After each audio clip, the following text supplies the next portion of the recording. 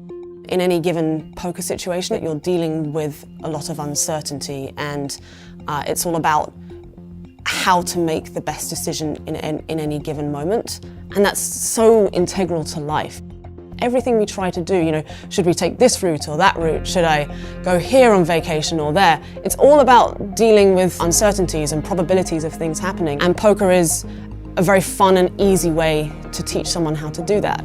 The most damaging bias that can come up in poker, and I also think very often in life, is the sunk cost fallacy, where you'll have a lot of chips, perhaps almost all of your stack is in the middle, and yet you are 85 to 90% confident that you have the worst hand.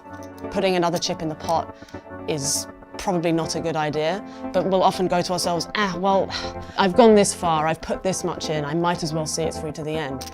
But if you have very strong information that actually from this point onwards, putting more money in the pot is a bad idea, then you shouldn't. But we have this belief that, well, I've put this much time in or this much effort, that we should continue on. That can be very, very costly. I used to tell many undergraduates who, for example, they didn't know whether they wanted to go to medicine or to clinical psychology. And so I'd say, well, apply to both. Make 20 applications to both. And maybe you don't even have a choice because you get accepted to psychology and not medicine.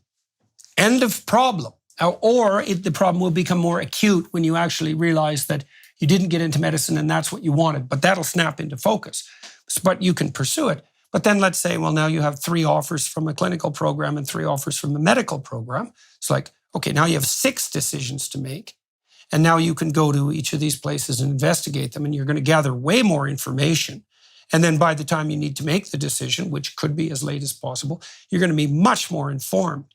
And so that's another problem with making a premature decision, is that my advice to my students and my clients was always, don't close the door before it's necessary to close the door, because you're not maximally informed at that point, and also you don't have to accept that temptation to prematurely foreclose, right? To deal with that anxiety. It's not a good way of dealing with it.